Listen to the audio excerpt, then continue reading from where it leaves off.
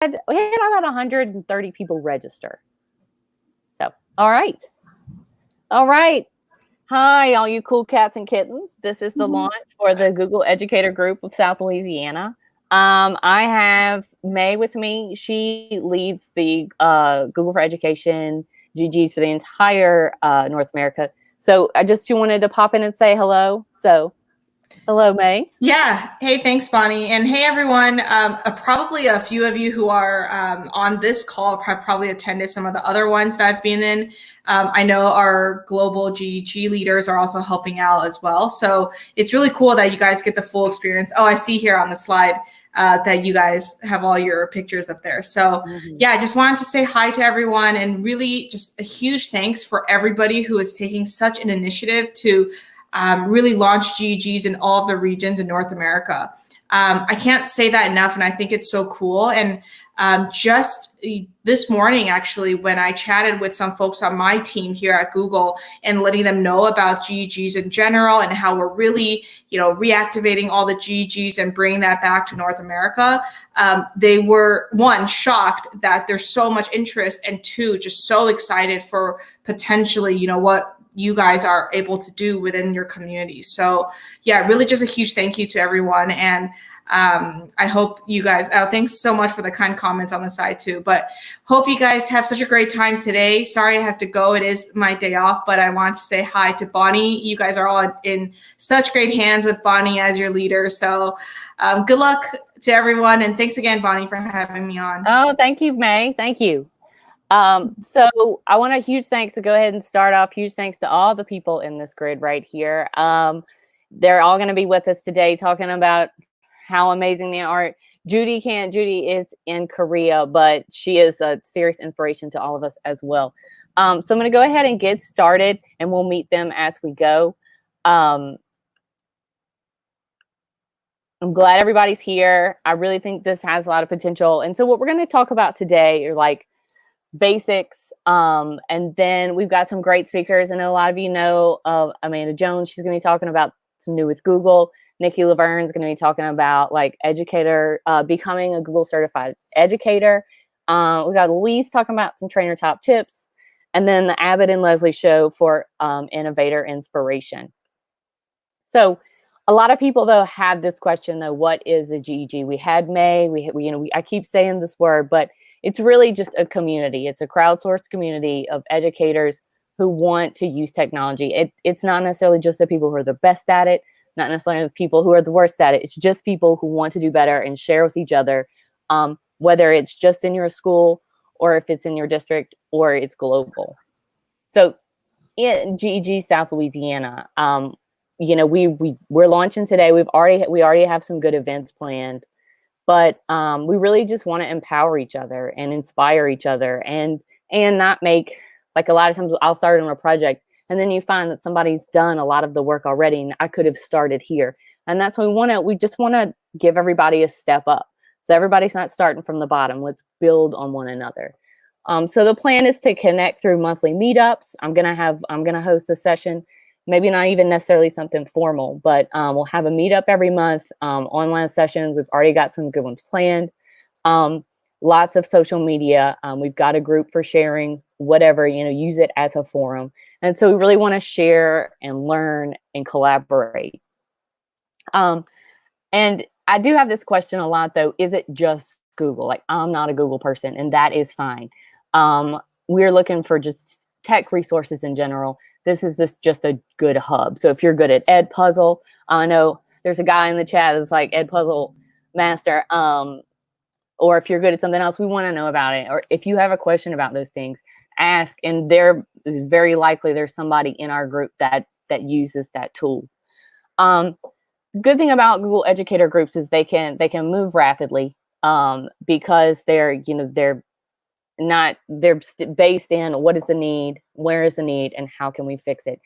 Things can work really organically, we might have 4 people say, hey, I'd really like to talk about this. And then tomorrow we can schedule something. So really think outside the box about what would help you, because we're all learning from each other. So if there's a new way to do things, a new tool, or a different way to do professional development, let's try it. So let's really try to because especially right now, it's unprecedented. Nobody expected things to be like this. So this is a really, really good time to really focus on how we can really make change and support each other. Right here is I have this slide on here multiple times because this is probably the most important one. Put a star by it. I have our calendar. On the 28th, we had, when I sent out the form, people were asking about some interactive stuff with slides. We're going to do that on May 28th. It's already on the calendar, so you definitely want to add that calendar to yours or start and update it from there. This is our site. So we'll put the recordings of our meetings, sessions we do, resources all right here. This is our Google group. I really, really, really suggest you join that. I didn't automatically add everybody that joined this, even though it might have been easier for email purposes, just because I don't want to, if you want to be on that emailing list or you want to be a part of that forum, click there and you can join, and then follow us on Twitter. I post tons of stuff on Twitter. I retweet a lot of really good, I follow a lot of really good people. A lot of you are here, so definitely use that as well. So we're going to move on to Amanda. A lot of you know Amanda. Let me pull her there. Hey. There you go. I was having issues moving you up. All right. So Amanda, if you want to go ahead and talk about your Google self. All right. Bonnie was talking about thinking outside the box. And since we had school closures, I'm a librarian, so I've really had to think outside the box as far as reaching students. So a few things that I've been doing, some of my favorite ways to use Google and other things besides Google, but I've been doing live virtual tours. So every week, what I'll do is I stream live on Facebook via Zoom, and I have a Google slideshow that I do, and we start out in slides and we go through. So for instance, we went to Venice, and so I'll start out giving a little history, a little background on a Google slide and a slide presentation, and then throughout the presentation, I have different links to click on. And so I've been using Google Earth. Google Earth, you can actually create your own projects. So for instance, when I went to Venice and Rome, I went through Google Earth and I created all of the destinations I want to go to. So as I'm going through my virtual tour, I can click on each destination. I can do Street View. I can do 3D. It's been a great tool. I've also been using something called Google Treks or Trek. There are, I don't remember if it's 16 or 20 different pre-made presentation destinations where you can go through. For instance, we went to Mount Everest the other day and I did a Google Trek where we go through and it gives some history, it had some videos, it had some Street View. And another thing that I discovered recently is Google Arts and Culture. And what I do is I'll link in the presentation to Google Arts and Culture, and we'll click on that link. And when you get to Google Arts and Culture, not only will it show you close up of artwork. For instance, we went to Amsterdam and we went to the Van Gogh Museum. I was able to take my students actually into the museum. Through Street View, we were walking the halls of the museum. We could get close-up views, so close you could see actual brushstrokes on paintings. So I've been using a lot of those tools in my virtual tours that I've been doing. I do stream them live, and I do use the slideshow to do this. There's a variety of ways you can do it. You can use Google Forms, Google Document. You can use slideshow, however you wanted to do it. Another thing I'd like to talk about on the next slide are a series of digital escapes that I've been doing. Can somebody click to the next slide for me? I don't think I have the power to do that, do I?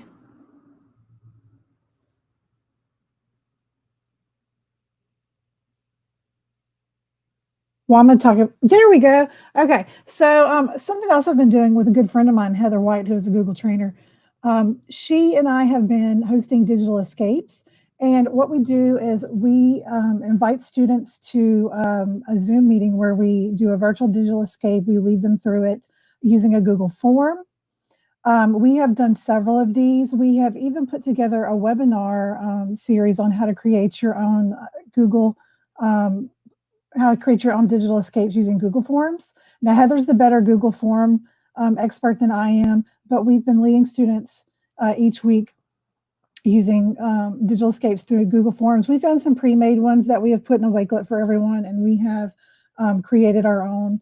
And we are going to be doing several webinars for anyone interested. Anybody can join. We've had people from South Africa, Australia, Morocco, all over the United States join us to learn how to do some of these features. And we do actually plan on this summer doing a series of several other Google tools that we use when we teach.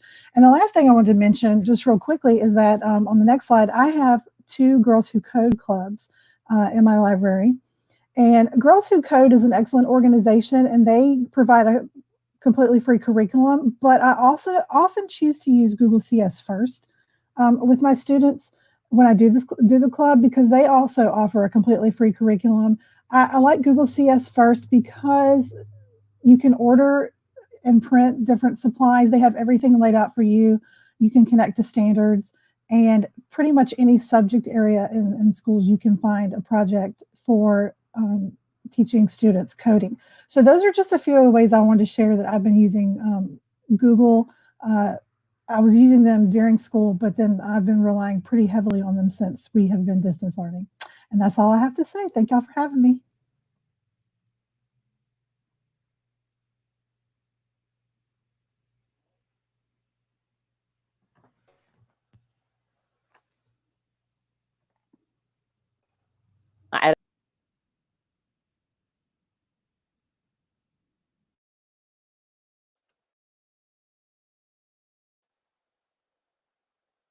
All right. I just wanted to talk really quickly too about Google from Home. If you haven't looked at the hub, it's super cool. Google's done a lot of really great things with it. Definitely something worth your time. And some updates. I think a lot of us have talked about how Google Classroom and Meet have joined, which has been great. Google Meet and Gmail have come together. We've got links, some really great extensions right here you can use if you're joining those in your classroom. Google Sites and Chrome has updated. You're going to be able to present tabs. Super cool. And like she said, talked about Google Arts and Culture, and you can even take a gander at Google Arts and Google Experiments. Now, I definitely look forward to Amanda's talking about her the webinar she does. Like, we're definitely going to promote those here. I'm going to attend for sure. She does really great things. So let's move on to Nikki Laverne talking about Google certification. Hey, everybody. I see a lot of my friends logging into the chat. So, hey, I am super excited to be here and be a part of this launch. Reason being is that the Google Educator groups have helped me so much whenever we decided to start tackling learning Google. The Google certification level 1 and 2, a lot of us have been interested in learning more about Google and they want to get certified. So I'm going to give you some information, resources about them, but we will have later on in the summer webinars that will focus on what you need to know for level 1 and what you need to know for level 2. So here we go. Here's the basic information. For level 1, it does cost $10 and it is valid for 3 years. There is a 3-hour time cap. So you can take however long up until the 3-hour mark, and then it's going to cut off. For me, I did the entire program that I'm going to talk about in a minute, and it took me about 45 minutes to an hour to get it done. There's an 80% cutoff. So you got to pass at 80% or higher. And then you have to have access to a webcam because they're going to be taking pictures of you intermittently during the exam. It's a security feature. And of course, they want you to use Chrome because it is a Google exam. Level 2 is a little more difficult. It's $25. It is also valid for 3 years. And it will also cut off at 3. And I will be honest, I did not prepare for level 2 as much as I did for level 1. It took me 2 hours and 15 minutes and I was sweating. So I'm just going to tell you, prepare for that one. Same thing, cut off at 80%, and you have to have access to that webcam for those pictures.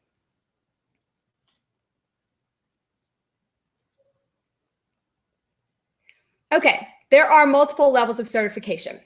Level 1 is where you start, then level 2. Next, you have the certified trainer. That is one that I am currently enrolled in taking a course. Heather White from Livingston Parish. Hey, Heather.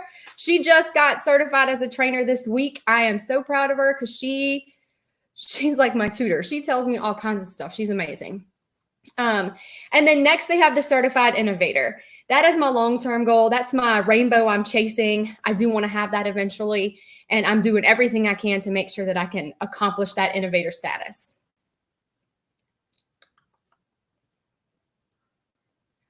Okay, so here's some of the resources you're going to get when you get a copy of this presentation. For level 1, we've got these 3 things here. The first one are sample questions that you're going to get in, that you can expect to see in that level 1 certification test. The next is that Educator level 1 training with Google. I did it. I did everything all the way through, and it was very thorough. If you feel super comfortable with it, you could probably skip to the test at the end, and then if you fail it, you know that you need to go relearn that part. And then at the bottom, Casey Bell has this Google certified matrix. It is phenomenal. It is detailed. I like it because it's color coordinated. It looks really good. So I definitely I definitely suggest you check that out, especially if you're interested. So for level 2, we've got the same stuff at the top. We've got our sample questions. We have that Google Educator level 2 training that I decided to skip, and I regret that very much so. List of level 2 skills that is taken from the training center. Then we have the unit review, and at the bottom, that skills checklist. Excellent. I would print that out before you even started the sample questions or you started the course. That way you can check as you go through. Now, tips for success. Go through the training center. Definitely. Next, be prepared to sit. You don't want to have to get up in between because once your brain starts going, you're going to need to truck. So get some drink. If you work with a snack, get that too, or some gum. Next, you have to have that webcam ready because it has to take your picture, and it's just a security thing. They're kind of proctoring you as you take the exam. When you register, it takes up to 48 hours for them to have your test ready. Once it's ready, you have 7 days to take it. So you want to make sure that whenever you hit register, that you've got those 7 days, a time period blocked off to take that test. You need to have the latest version of Chrome, and you need to know how to open an incognito mode window. And that is part of the training, but for me, Control-Shift-N, I use it every single day. More tips. Pin the exam tab to the window. They're going to actually tell you how to do this during the test. It's one of the first things. But on the tab, you right-click, pin. Next, you want to make sure you read each question carefully. Most of the questions have more than one answer. Sometimes it'll say multiple choice, multi-select, and then a lot of them have multiple parts. Use the bookmarks from the pre-test session to get to content quickly. I didn't use that, and I wish I would have because it was harder for me to switch around to some things. This last one, or this second to last one, mark for review. Absolutely. If you're not 100% positive on that answer, mark it for review. At the end, you get to see everything, but the ones that are marked, you get to see quicker, like it's marked for you. So you know I need to go double check that one. That's a lifesaver at the end, especially if you're running short on time. And then lastly, don't skip questions. Put down what you think is best. Go with your gut, like we tell those kids on standardized tests. Go with your gut, mark it for review, and then double check it at the end.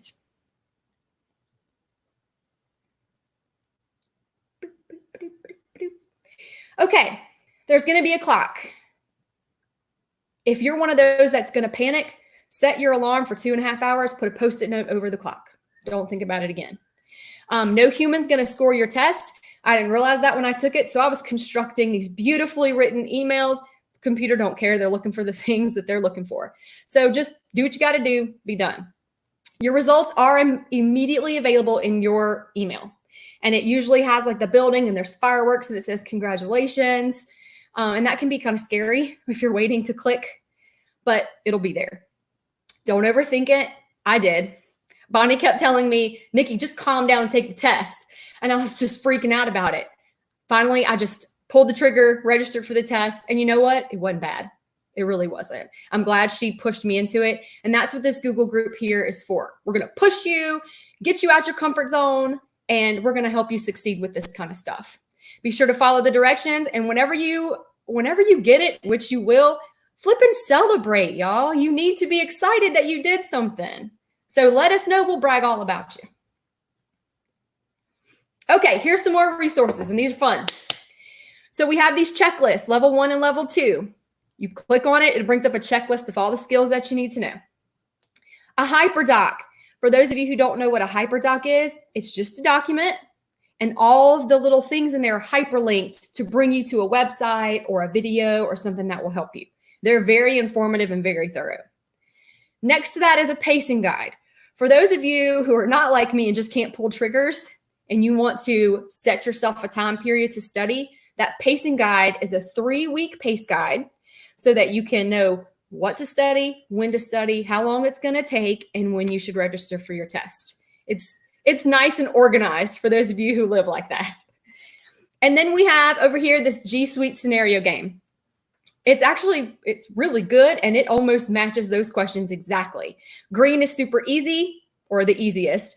Blue is intermediate, and red is difficult. And what it is it gives you a scenario, and then on the next card, which I think we have on the next slide, it gives you the tasks that go with each scenario. So the scenario is like a little story. You need to do this, this, this, and this. Bonnie, if you can move to the next slide, we can show them what the task looks like. Perfect. So you get the scenario that says, little story, here's what's happening, and then here's the task. You have to schedule a meeting with 2 or more people and include a Google Meet conference. So you have to know how to do that. And then what's great about these cards is that you can go do it, and then you can check your work with the videos or with the tip sheets that they have included. But I know that's a lot, but honestly, it's not that bad. I am happy to hear we're here to support you. That's what this group is for. And over the summer, we're going to offer a lot more for those of you who are interested in learning more about level 1, level 2, and Google Classroom.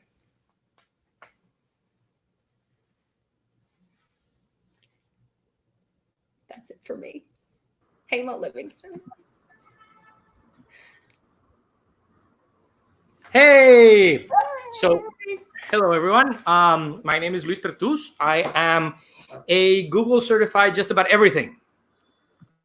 And of course, since I said, hey, Google, my everything went off. So yeah. No, I didn't. Okay.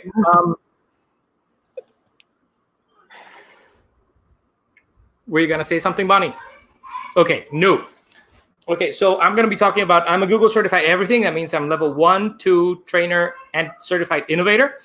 I was just made an innovator in last year in October. I was part of the NYC cohort, which just rules, as people in the chat will tell you. I am here to give you some trainer top tips. So if we can go on to the next slide. First thing you guys have to know is training is the hard part, but becoming a Google certified trainer is super easy as long as you prepare your stuff so you can be a good trainer. It's super easy. All you have to do is be prepared and everything. So there's like 4 little things I have you bear in mind before you apply. So please do have some training under your belt. It doesn't have to be necessarily Google related training. It can be any training you do in school anyway, because most of us are like the computer geeks at school. So they're taking advantage of us for all sorts of purposes. So just have any training that you have under your belt, and that you'll be fine. You have some experience. Also, number 2, please document your training sessions. The more documentation you have, the better you'll be. You'll have feedback. You'll have follow-ups. Everything you need, and they're going to ask you in the application process. They will ask you for documentation that proves that you've actually trained. So here goes number 3, which is always ask for feedback. And always ask for feedback is very good in several ways, because 1, you can always beg your people, your attendees, for information to see how well you did or didn't do in the training. And then also you'll have valuable information you can get back to your trainees. You can follow up. You can do all sorts of stuff. And feedback is really nice, because then you can tell Google how many people you've actually trained, which is a good thing. The other thing is try to keep in touch with your trainees, which that's what feedback helps you for, because if you keep in touch, you can always like know what's going on and try and update them in whatever it is that you've been training. So next. Okay, so curiously enough, Phil Collins, a drummer, musician, singer, lots of things, he said, in learning you will teach, and in teaching you will learn. And I think it's something that really applies to us trainers, in the sense that the more that I train is the more I learn from the people I'm training from. So next. Okay, application. The application has certain prerequisites that you have to fill in. You have to be a Google certified level 1 and a Google certified level 2. And you also have to take the trainer skills assessment test. Now, you already heard from level 1 and level 2, they're both worth $10 and $25 respectively. The trainer skills assessment is another test, and that costs $15. The application for trainer assessment is the same as the other two, but that's only the first part. The second part is what's coming up in the next slide, maybe, hopefully. Part 2 is you have to come up with a video. And the video is the part that scares people the most, and it really shouldn't. All you have to do is film a short video. Don't worry about the audio. It doesn't really matter. And you have to film a short video where the first 30 seconds you explain who you are, what you do, and go back. Please go back. Okay. In the first 30 seconds, you explain who it is that you are, what you do, and how you do and how you work. And you give Google a little touch of a little sense of how googly you are, because there is a little googliness factor mixed in there. And then the second part of the video is a video of you training people on doing something. And that video is around 2 minutes long, and you can have any samples on how to teach people how to do anything, hopefully Google related. And if you search in YouTube for trainer application videos, you'll see a ton of them. And then the other part is the trainer application. There's a bit.ly link in there somewhere. Yeah, it's right there.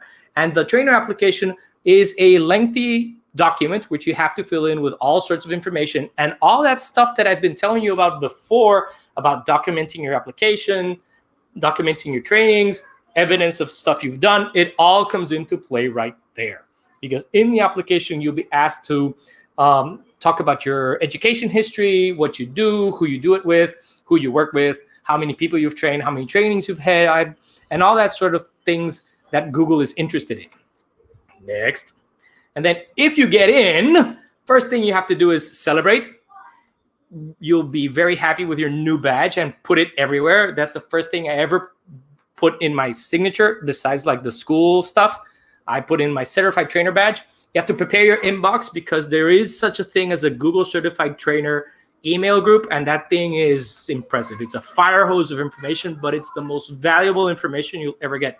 If you ever need anything, I mean, literally anything. If you ever had trouble with anything, the Google Trainer Group has people crazy enough like me to help you out in whatever you need. Also, you have to create your profile in the Edu Activity app. And those of you who might be GEG leaders or something like that, you've played with the Edu Activity app before. And that gives you a profile where people can like search for trainers, educators, Google reference schools, and innovators all over the world, which is really nice. And please choose to appear in the Google Edu directory, because the more trainers appear in the Google Edu directory, the better it is for the program.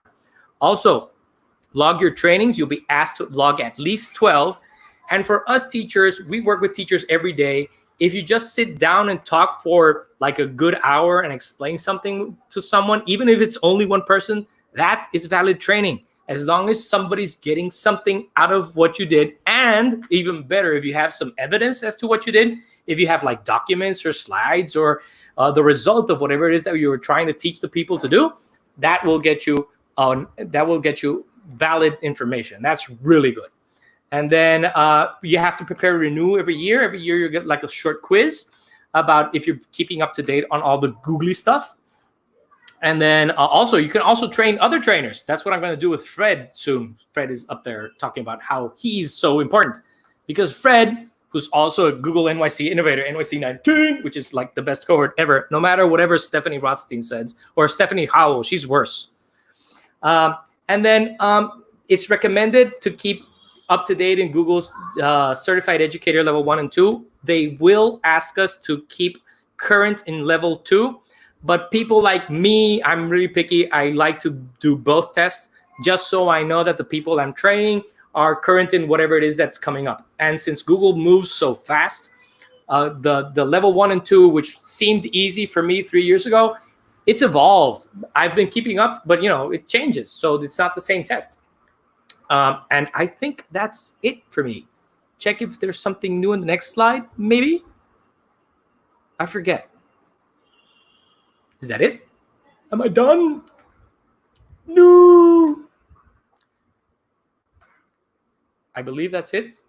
Bonnie doesn't want me to leave. Okay, so I handed off to my friend, my good friends, Abid Patel, Bonnie, who's coming up, and the crazy lady from down under, Leslie Altman.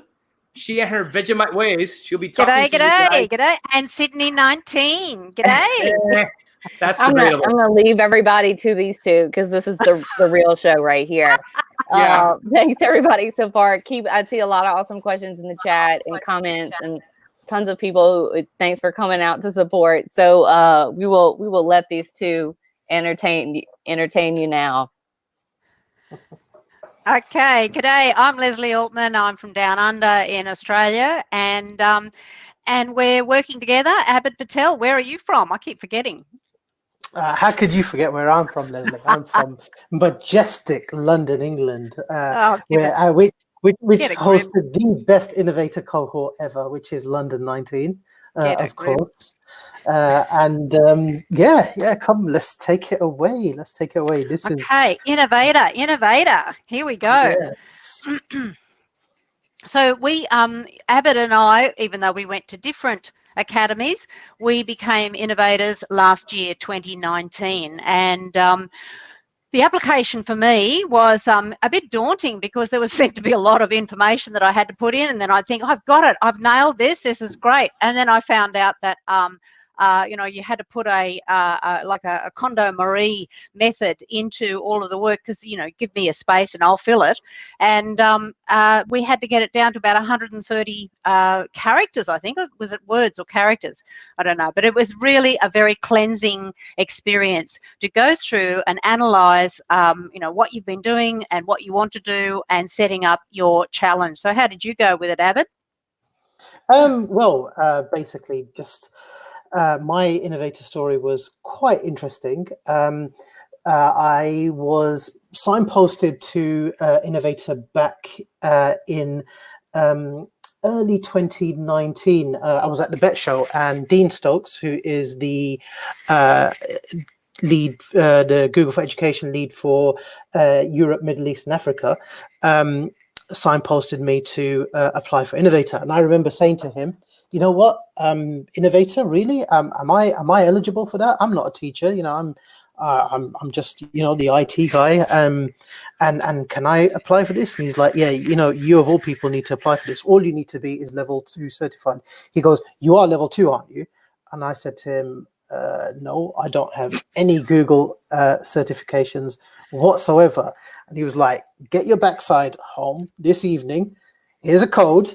Go do your level 1. Go do your level 2 and hurry up and get your application in. Yep. And so just do it. And so I basically I was scared to death of exams, and so I sat and read through the entire Google Teacher Center. It's a great resource, but I wouldn't recommend anyone sit there and read it from A to Z. The best thing to do is learn how to use the Google applications. And you know what? If you are using the Google tools, then it's a breeze, and you won't have any problems whatsoever. And that's what, take the advice that Nikki gave, and just go for broke. That's Absolutely. the way to go. And, absolutely.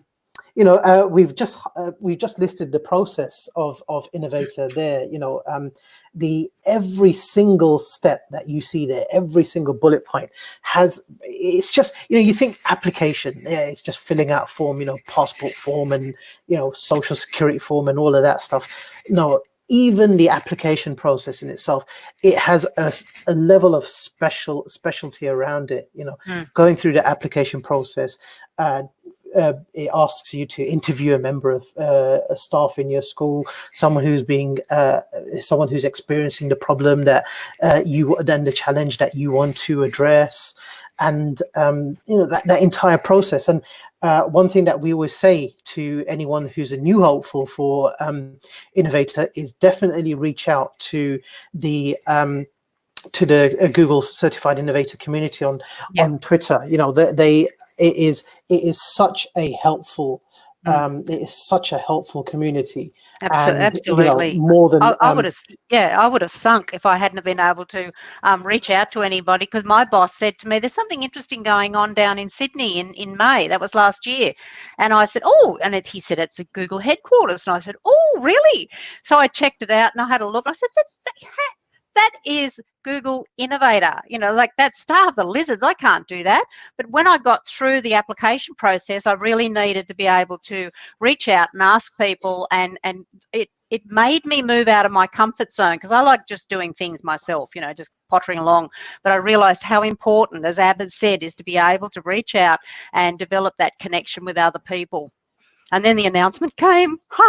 Oh yes, the announcement, and it was we just passed our 1-year anniversary on the on May the 7th of our announcement, and I remember that day in the morning, the nerves that was going through us is just crazy. I didn't want to look. I just turned everything off. I thought, no. The experience was fine so far. That's it. No, that's it. I spent the whole day, and I'm sorry to my boss if she's listening. I did not do any work that day. I just spent the whole day refreshing Twitter and just like refreshing Gmail, message, and nothing came. And then we had to wait until 6 o'clock in the evening that day, and finally we got a message. And the euphoria that comes after that, and then you get added to a Hangouts chat group with the rest of your cohort, and it's almost like you've never met some of these people before in your lives, and then suddenly it's like overnight, within the space of 24 hours, you've gained 36 new best friends. New best friends, and then you're like old friends when you meet for the first time. Yeah, absolutely, and that's the thing. The experience before you get to the experience of the Innovator Academy, it's that journey you go through, just getting there, counting down those days, and then we Leslie, you've got a really interesting story about how you guys met the night before the academy, and we did. We had we all met up for a picnic in Marble Arch in the centre of London. And it was amazing. It was such a surreal feeling. Going back to the fact that these people are people I've never met before, and yet I'm meeting them for the first time. It's like, oh, hey, how you doing? How was work yesterday? Absolutely, absolutely. Because we journeyed all the way through this application. We journeyed through the chat. We got to know each other. Then Innovator sent us a few games to play with, and then we had to problem solve. We realised we couldn't do this on our own. We really learnt that right from the beginning, and it just made such an impact. Like personally, it made an impact on me that I became a little bit more confident, and then a lot more confident. I realised I had to reach out to my new old friends, and it made a difference in my professional life as well. It really made me dig deep, especially in this particular time when I thought, oh well, I know how to use Google Classroom, I know how to use Screencastify, but because of this situation has really pushed everyone to the front of their to the limits of their confidence levels. We need to be able to reach out to people. We need to be able to dig deep, and that's what being an innovator is all about. So, how did your professional and personal life has been changed, Abed, from being a Google innovator extraordinaire? I always say I hate throwing the phrase around. This was a life-changing experience, but there's no other way to put Innovator. It is a life-changing experience. I am a totally different person from my pre-Innovator experience. The opportunities it's opened up for me are just unbelievable. The fact that I am now collaborating globally with people around the world. And what we say about the power of PLNs and the I had about 200 followers on Twitter prior to the Innovator Academy, and I am now approaching 2,200. And these are people that I can reach out to, and they help to inspire me every single day. And that's really important too, to add that, like Google does look at your online presence as part of your application. And as Abid said, we probably only started with like 80 or 100 or 200 followers. It's not the number of people who are following us and the number of people we follow, it's the presence that we have on social media, whether it's Facebook, whether it's Twitter, Instagram, or LinkedIn. Do you provide value? You might only tweet once or twice a day. That's fine, but are you adding value, or are you one of those people that are just watching the action? Do you retweet with a comment? Think about the way you, your presence about adding value on social media. So that's really important. And of course, this year things are changing slightly. So Abid, do you want to take this one away? Yeah. So last year was a very, let's say, what's become a traditional year for Innovator.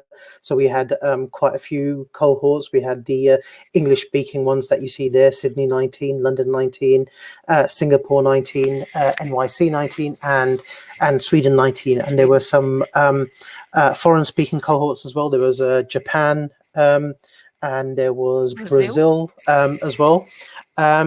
And there were 4 cohorts planned for this year. There was Sunnyvale and Sydney, Australia, Sydney, again. and then there were 2 Spanish ones. However, just in the last week, due to the global pandemic, the Innovator program announced that they've unfortunately had to cancel the 2, but they've come up with a very, very unique experience for this year, and it'll be the first ever virtual Innovator Academy. And I think that's a really interesting, exciting prospect, especially for those who might not be able to have the opportunity to get out to a physical in-person academy, and I think it'll be a really important and unique opportunity for it will be very exciting for people going forward. Yeah, absolutely. So the application can be a little daunting that I've put there, but the momentum, your PLN, can lift you and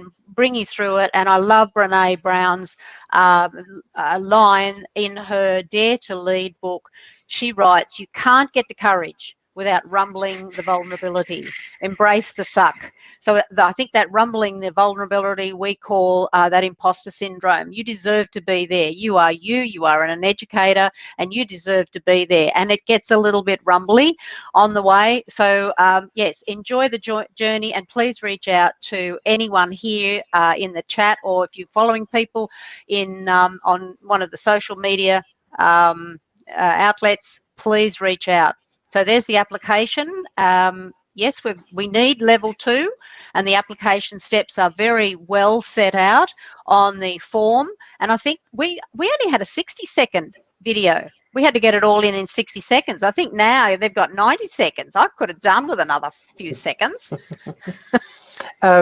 So Laura just asked in the chat, do you need to be level 1? The answer is no, you don't actually need level 1 certification to be eligible to apply for Innovator. All you need is the level 2 certification. You don't even need to be a trainer. I did trainer afterwards. And same here. I wasn't a trainer beforehand. I only applied for trainer afterwards. And like Louisa said in the chat, yes, you do need to have both level 1 and 2 for trainer. But for Innovator, you only need to have level 2. Just go in with 2. Yep. Yep. Absolutely. So there are a lot of support opportunities for people who are considering to be an innovator. Google program. The Google program is offering webinars for people to come in, and you get information, and they've been talking about your level 2 and talking about the application. So they are really very, very powerful when you see those. Please make sure that you join in on that webinar. And if you're not sure, please contact one of us because we've got it on our calendar. Something else that I've been offering is that open chat with with innovators, and it's a very informal chat. I'm not from Google, and Google Program Manager was really pleased that I opened it up, and I have it every 2 weeks. Every 2 weeks, it's either in the morning or in the evening, according to Down Under time, which brings in Northern Hemisphere or Southern Hemisphere people. And we get on, we just have a little bit of a chat, and it's great because one of the Google guys or ladies will come in and support the chat. So I think there's going to be a lot of questions on Sunday. So you can sign up that form. You don't have to actually be applying for this year, but if you want to come in and hear what the chat is about, you're very welcome. And just what you see there, I think it's all about beginning your journey and what the innovator journey will do for you. And absolutely, we got you. We got you.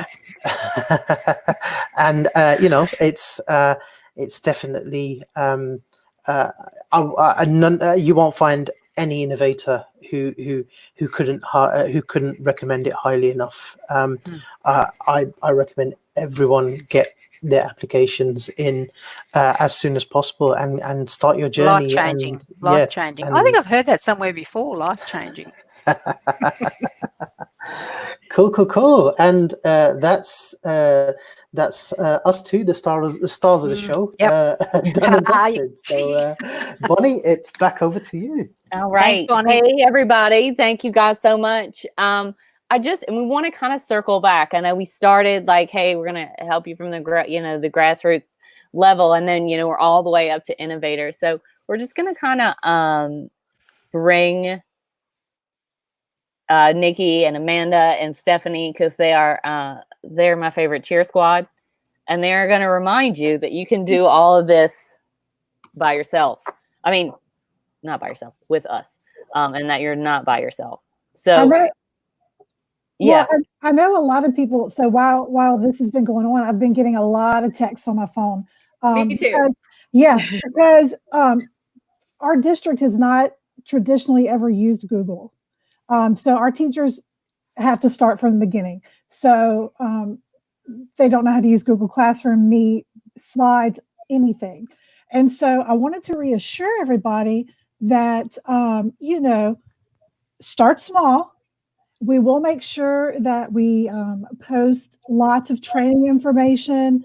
I know Heather and I do our own webinars. So if there's anybody in my district, because I know a lot of people from my school and district are watching right now, if there's something specific that you'd like to learn about, let me know. I know that we can do webinars on whatever you'd like. We can share information, how-tos. I can start a Wakelet with tips and tricks. I know Nikki can. Nikki, you want to talk about as far as training from central office? Yeah, so we're at this point right now, we're actually training our principals on how to use some of the Google stuff. And that in turn, you guys are going to start getting some little trainings here and there. I know a lot of people are freaking out because it's Google. But really, guys, you eat an elephant one bite at a time. So you just learn one little thing at a time, and we're going to be fine. I promise. We're going to do some Google Classroom. A few of you are asking about level 1, and I think that's awesome. Go learn the stuff. That is a good, perfect way to get an introduction to everything. And when you get level 1 certified, you're going to feel really accomplished. Okay? You're going to be fine. Take a deep breath. Get in touch with us. We're going to rock it. We really will. And I love everything that Nikki and Amanda and Bonnie have shared. And I just want to say from a GEG perspective, hi, I'm Stephanie. I'm one of the other trainer innovators. I went through level 1 and 2, and I was someone that didn't even know. I was doing the tech support, like ed tech support at my school.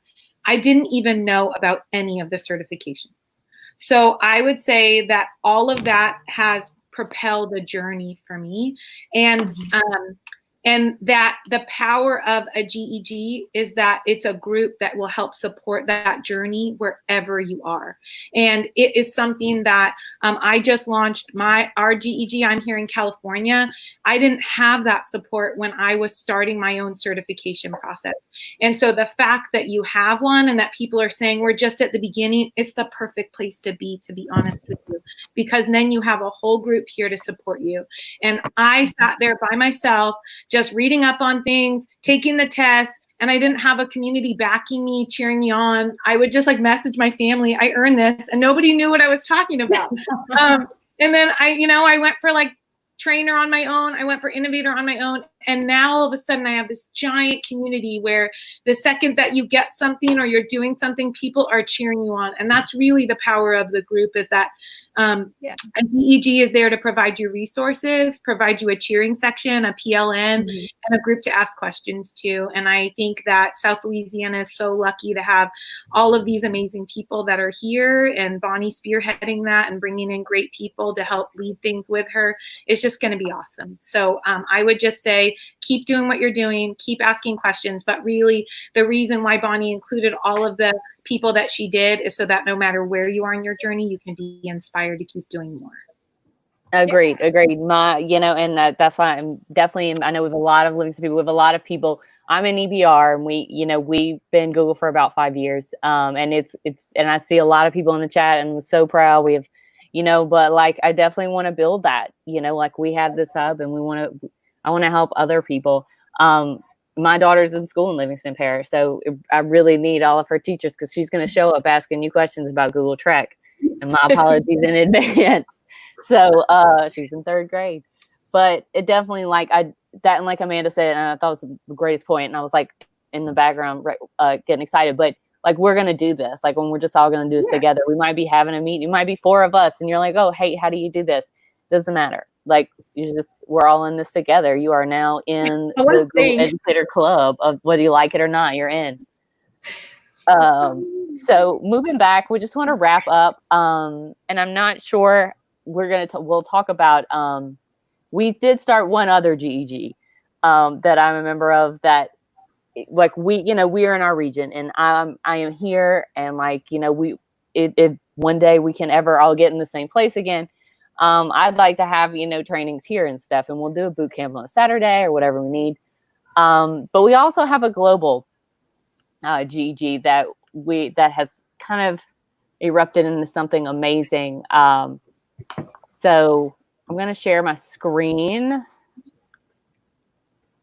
And if anybody would like to chime in, I know it's Stephanie, how. Yeah, I'm happy to talk. Yeah, go ahead. I'm going to pop in, but the GEG Global group, the purpose of GEG Global, and Steph, interrupt me whenever you want, but the power of GEG Global is we started to see that there are many groups that are starting here, especially in North America, but certainly all over the world. But it wasn't as strong here in North America. And after looking at other regions in the world where the power of GEG felt like it was alive, we really didn't have that group here. And now that we have had the support from May, who's taken over that program here in the US and in Canada, we've been able to help support the launch of many other groups, because we realized that as people were starting, they really didn't know what to do. There's a whole process that goes with it. And then once you have a group, what do you do with it? And how do you all of a sudden have professional development? So the goal is that, especially right now, and I think even after right now, it's a place where you can have joint professional development. So you're not spending all of your time trying to do the same thing as somebody else in the neighboring state, but then you can localize and do some things that are more specific to your region and having specific meetings for your groups. But you can come to us and we can support you along your journey for launching like this. What do you want to add? And we do a lot of professional development on Google, on different products that integrate with Google. And it's just a lot of fun bringing all the local GEGs to one big global GEG. I know for me, I was very self-centered. And so when I got outside of my county or even my state, I'm from Ohio, I didn't realize that in the UK, they do things differently. And that really brought a perspective to my education that I was able to bring to my school and say, hey, let's try this because this school in UK is succeeding and they do it this way. Talking with Stephanie and how they train teachers has made me a better educator because in Ohio, we were the leading school in Ohio and there wasn't too many other districts to look at, especially in Central Ohio. And so looking at other places around the world has really helped my growth. And so we're here to support wherever you are in your growth, if you're just a beginner or if you are more advanced. We are going to try to meet you where you are. The most important reason we're here, though, is to cheer on Bonnie in South Louisiana. Yeah, South Louisiana. Woo-woo! Yeah. I'm gonna go ahead. Also, and I've posted this in the chat a few times. I have links to the calendar, the site, the group, and I don't have the link for the group. We have to add it. Sorry, because I didn't want to do the wrong one. But for the Global GEG, you can go through the site. And then because Nikki made a really great point, like these links are all on this specific slide deck, and I put the link for the slide deck in the chats. I'm going to put it again, so you can go straight from there to get all the links to go straight to these groups. But so this is just later. You can connect with the global staff room we were talking about. This is a link to Leslie's open chats. And then more information about getting certified. But if you want to go, there you go, to this bit.ly right here, this will take you straight to the slide deck. So if later you want to go in, you want to click on the links, it'll take you straight to it. If you want to email, I think I emailed everybody that registered. If you want to email me and I'll send it all to you myself, that is fine. Bonnie at GEGSouthLouisiana.com. I mean, GEGSouthLouisiana.org. So does anybody, I guess we'll take some time for Q&A. I know we're maxing out at an hour, but if anybody has any questions, let us know. I can bring our panel back on. Anybody having a question for slides? Is that the Let's check and see. I'm going to look and see what questions, and we're happy to have other people. I'm happy to pop off and let other people from Louisiana back on. And there was a question earlier. I don't know if I can find it to bring it up, but there was a question about the Innovator Academy, the virtual one. Does anybody know the date? No, I haven't heard anything. I think they're posting soon, right? I think so. And I heard that maybe Andy might be joining some of Leslie's Innovator chat, so maybe he might be able to answer some of those. I think they're in talks about all of that. Did Nikki or Amanda, I know when you had people messaging you, did any of them have any specific questions, or do you think that there might be some things that some people want? They want very basic. That are like, I am getting Google certified this summer, and I'm like, yeah, they need to take it before July 1st because it's changing. But pull up the slide deck real quick. They want some very basic training first. And then go to the slide where it has the scenario cards. I think let's show them an example of what the test might look like. Great idea. So the test is multiple choice, and it has like 25, I think, multiple choice questions, 20 something. But within there, it's task-based. So for me, I'm a really bad test taker, and the tasks are a little bit more comfortable with me because it's something that you'll learn and you'll get more comfortable with. So on the next slide. Judy Kim did a great job with these cards. Yes, she did. Bonnie, if you're on the next slide, I think she's referring to her video that's on that next. We'll just walk through. Don't play the video yet. We'll just walk through one of the examples. All right. And these cards, again, there's green, which is the easiest, blue, and then red. So start with green. Work with a friend on these. So the task here says you scheduled a meeting with 2 or more people and include a Google Meet conference. After you save the event, quickly email the other guests and let them know that they're late or that you're late and you're going to use the guest feature to email them. So if we go ahead and play this video, I'm just going to walk you through this. Do I need to mute it, or is it going to be on everybody's? I think it's like a GIF type video. Oh, okay. Yeah. All right. So once you go to your Google Calendar, which you can find in the waffle, you'll just do 2-finger click, type in your guest names in this area where it has the drop downs, and you just click your guest from your domain. And then over here, you turn on the Google Meet. And then once you do that, it's going to populate. And then you just write whatever the event is called, and Google will tell you all of that information. And then just hit send, and then invite external if you need to. And then there's your event. Once your event is there, if you click it once, you can see that there's an email up at the top. And then you can type in what you want to send. And you can say, hey, I'm running a few minutes late. We'll start the meeting in 10 minutes. And then you hit save. That's the test. It's very task focused. Yeah. So if you're able to do these type of things, and a lot of it is Google Classroom, Google Docs. And for my district, we forced, well, not me, my boss, before I had this position, he forced all the teachers to become Google Level 1 certified. They didn't have to they had to take the test. They didn't have to pass it, but they had to take it. And my teachers became really good at Google because they had to learn this stuff. Now with remote learning, we're so glad that we did that step 5 years ago, because it's really helped teachers learn some of those things that they need to know. And you can get these cards. I think I just saw a comment. It just went away. They're linked. No, They're but linked. I also think the test itself, at least for me, I'm a learn by doing person. So I think one of the things, I think it was Nikki in your presentation, you talked about how you studied up for level 1, and then level 2, you went in a little bit blind to it. And I was that person with both of mine. But for me, I wanted to know, like I could look at the list and I could pick out a few things, but it was really interesting. Also the test update. So when I took it well over a year ago or a year and a half now, there are new features that have been added. So if you're talking to people, you'll want to look at what's the most recent.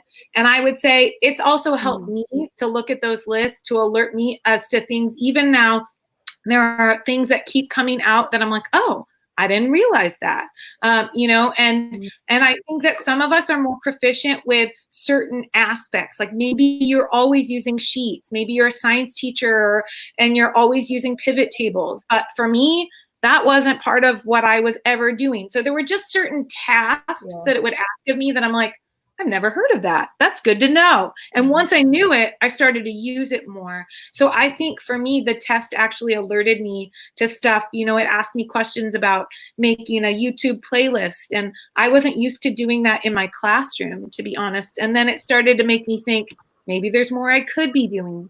So I think with each one, it kind of grew my perspective of what I could use. And it was a great way to learn a tool. So I wouldn't be scared of it, but think of it as a learning tool. I'll pop out. Another tiny thing is, even if you think you're proficient and that you've been using Google forever, just go through the material in the training center, because there's always some little niggly, fiddly little thing that you don't know how to do, and it'll be on the test.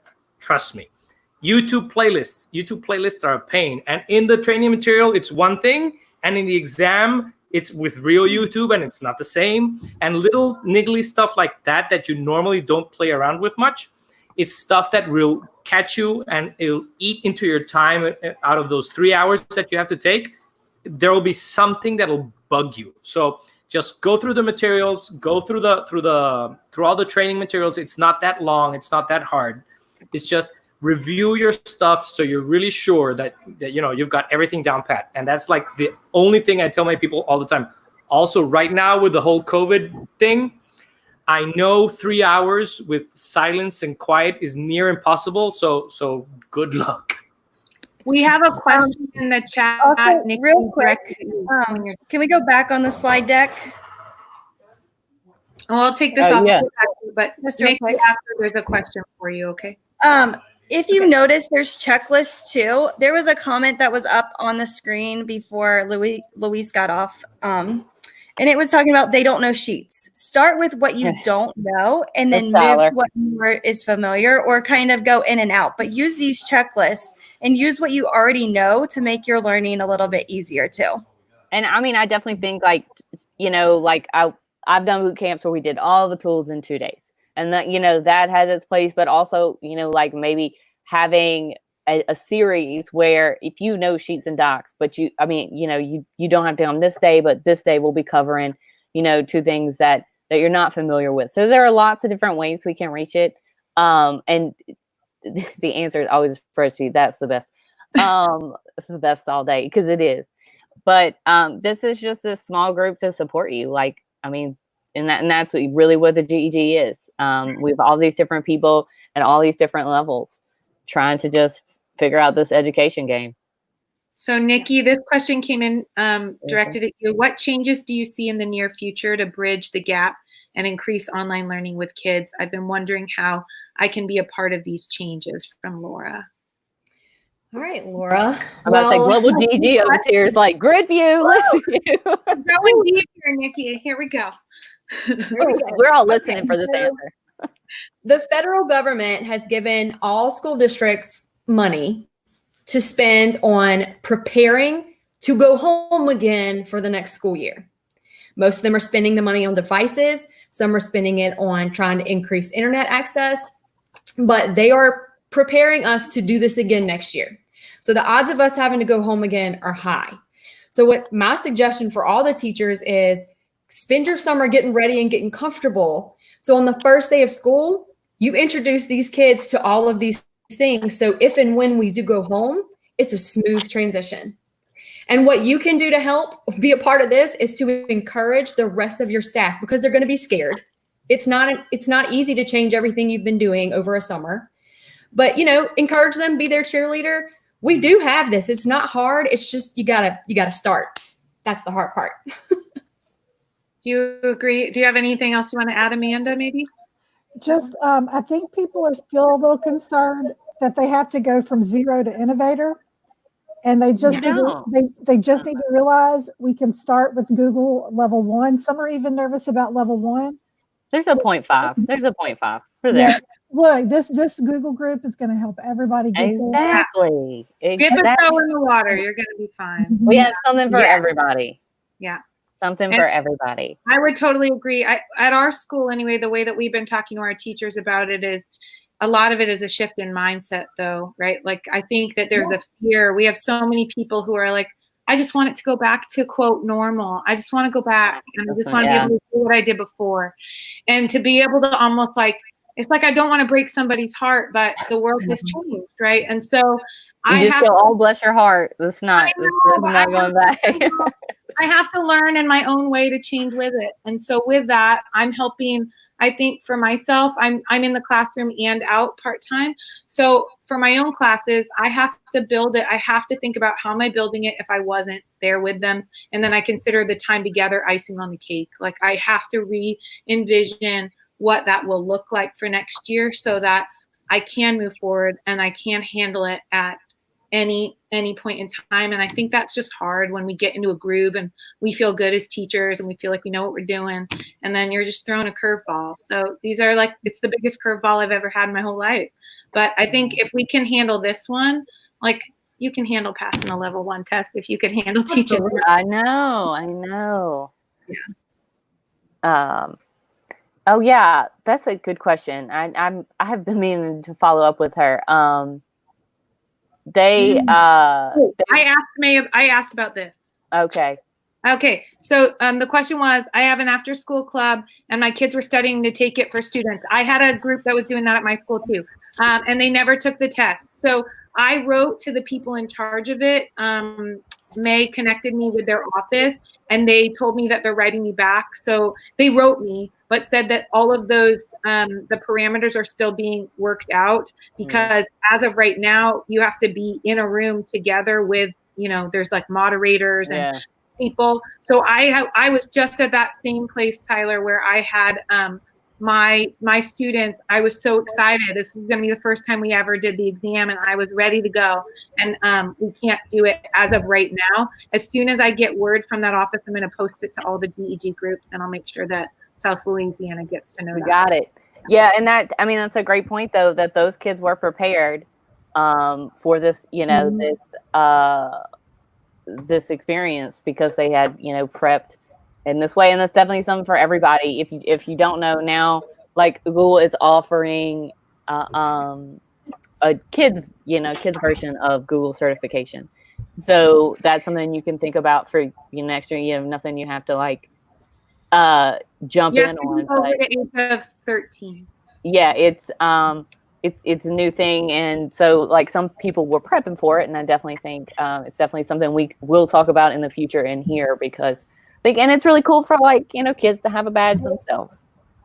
And I think one thing that we didn't touch on, which especially is covered in the Innovator Academy, is imposter syndrome, and that I have fear that. of that Yeah, fear you of do. the fact, Yeah, you do. that fear of the fact that we can't pass these exams. And it's like I say, literally 3 weeks before I applied for Innovator, I didn't have level 1, level 2, or any certification whatsoever. And that was my biggest fear, was, am I going to actually be able to apply for Innovator? Because how the hell am I going to get past these 2 exams? Even though I didn't have to do level 1, in my head, I thought I can't do level 2 unless I've done level 1. And they're not just smarter because they have an accent. Okay. I know what you're all thinking. It's not true. I agree. But can I just say that Nikki and Amanda, you are so ready. You just came on here and killed it in your presentations.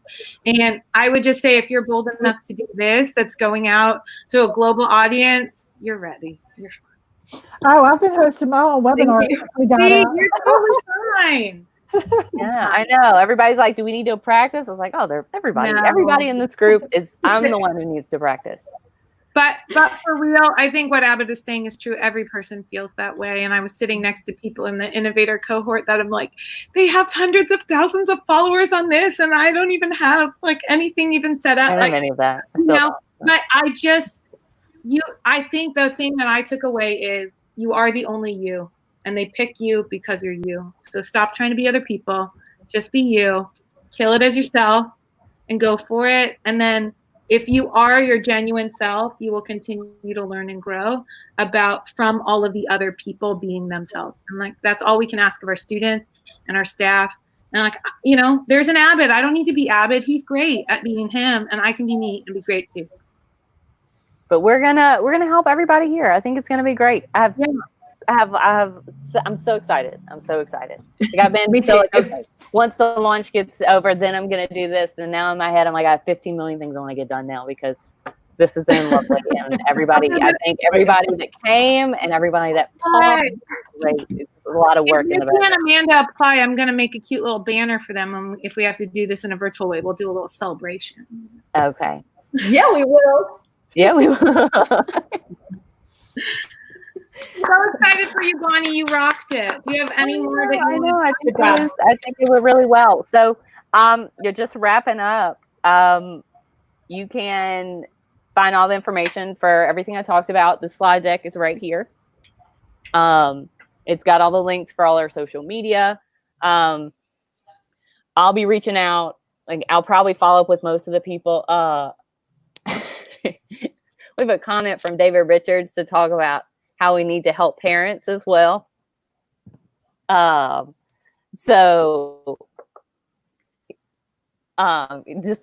Discussion focuses on teachers. It's very well thought out. Read this in a British accent as well. But yeah, so go here. Let's keep connecting, and let's help everybody out, help each other out. We're all in this together. So, oh my gosh, thank everybody. I know all these people. It's amazing. Yeah. And Sir David Richards, we will most definitely be talking about how parents can use technology better with their kids.